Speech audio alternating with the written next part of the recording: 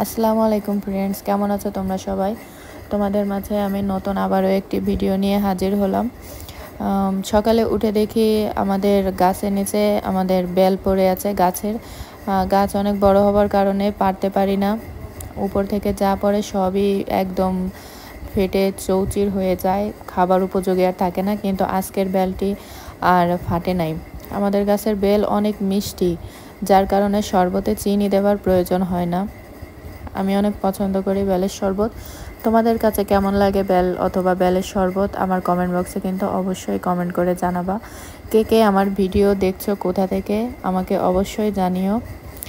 কেমন হয়েছে আমার বেলের শরবত সেটাও জানিও।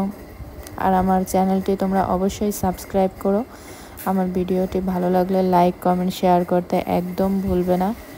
সবাই তাহলে ভালো থেকো আর আমার ভিডিওটি দেখে এনজয় করতে থাকো। আল্লাহ হাফেজ।